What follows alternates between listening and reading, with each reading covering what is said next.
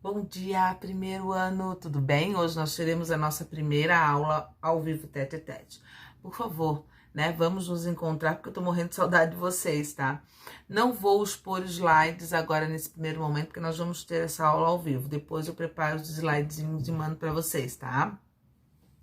Mas a gente vai começar então o nosso segundo bimestre. Nós já demos uma pincelada no que nós vamos ver nessa apostila, que é a Escola Literária do Trovadorismo. A apostila deu uma reviravolta aqui e ela voltou, né? Ela foi condensada, eu não sabia, tá? Porque ela é nova, esse ano ela deu uma retificada.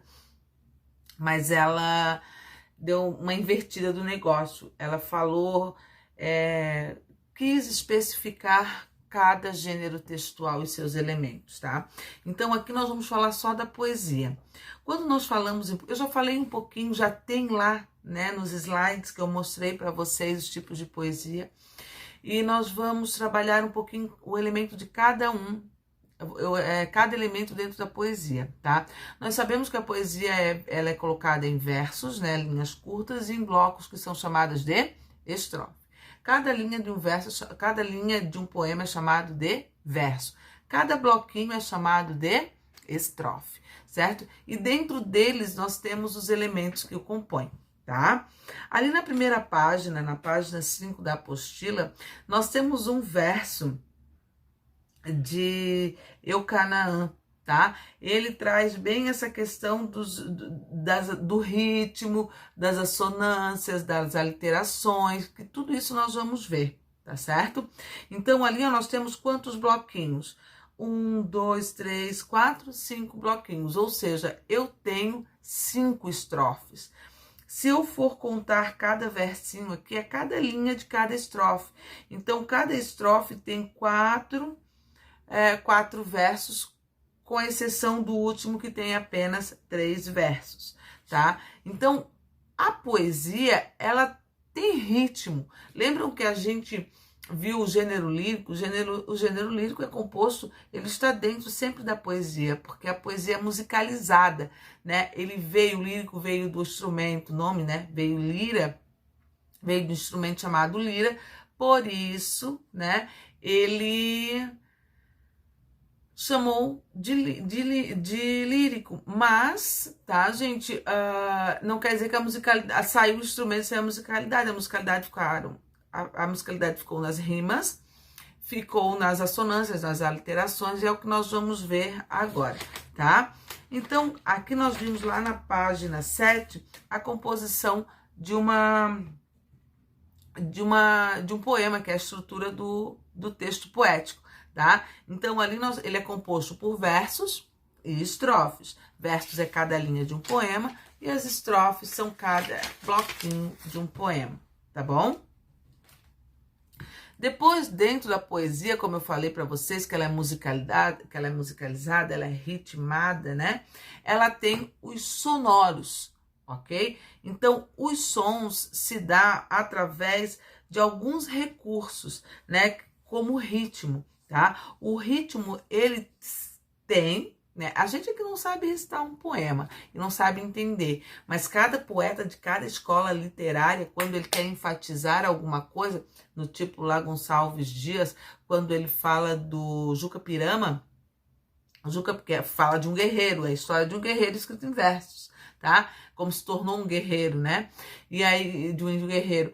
E aí, quando ele faz o som, a última sílaba tônica, a última sílaba é sempre tônica, para dar o batido do tambor, tá? Então, o ritmo do poema, ele é todo assim, ó, sabe? Se nós colocarmos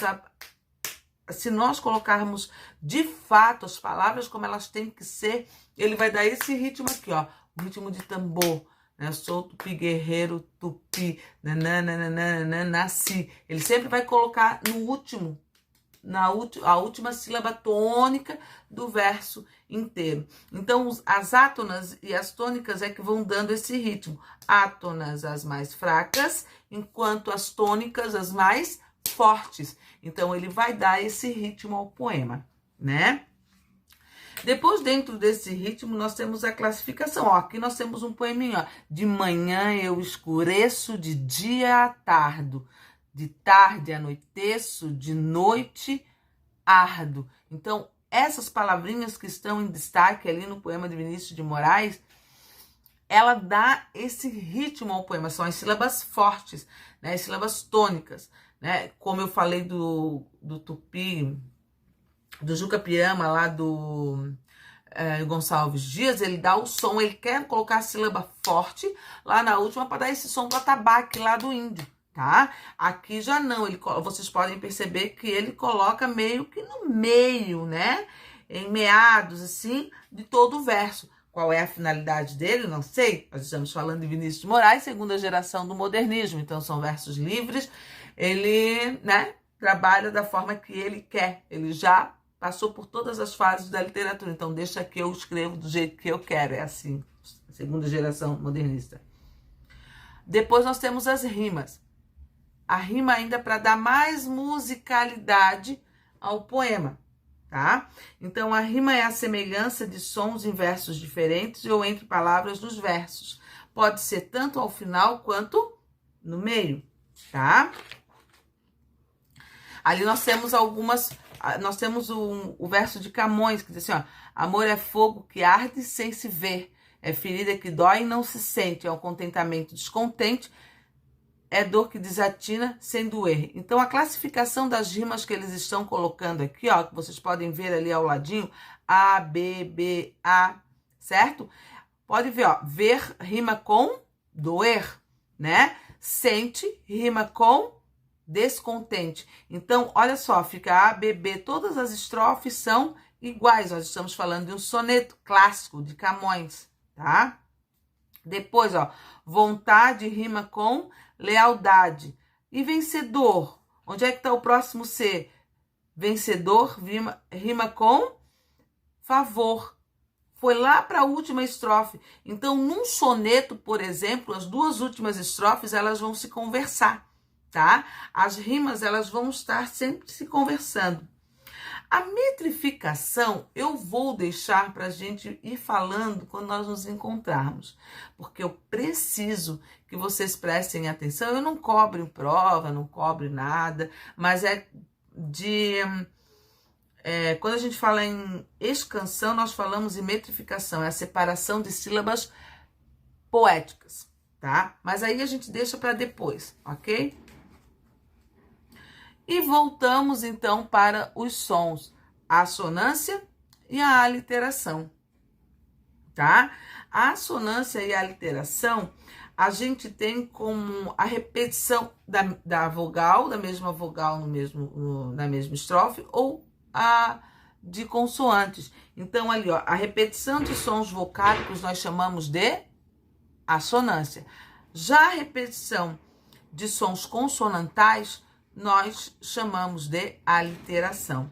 Então, ali nós percebemos ali no versinho ao lado, quem nunca viu a flor, a faca e a fera, quem nunca viu a flor, a faca e a fera, olha só, a flor, a faca e a fera, podem rir, tá? É assim mesmo. Olha só, isso, naquele verso ali eu tenho uma aliteração perfeita, tá? Porque eu repito, ó, flor, flor, faca, fera. Então, ele faz esse som, tá? Depois, a C cedilha, né, também faz essa brincadeira, o som de, né, enfim, a gente percebe isso em faz, capaz, né, o som do Z também, nós temos uma literação. Então, o poema, o que prevalece, nós vamos ter os dois, mas o que prevalece, o que está mais em evidência é a literação, tá? O som das vogais. Lá na página 12, tá, gente? Nós temos a classificação dos versos. Nós temos os versos metrificados, que são engessados, como soneto, ele é um verso engessado, porque ele é uma fórmula. Lembram lá no outro slide que eu mandei para vocês, e falava sobre os gêneros literários. Então, ali o soneto, ele é composto de 14 versos, distribuídos em 2 quartetos e 2 terceiros. Então, eu posso dizer que é uma fórmula, tá? O soneto é uma fórmula.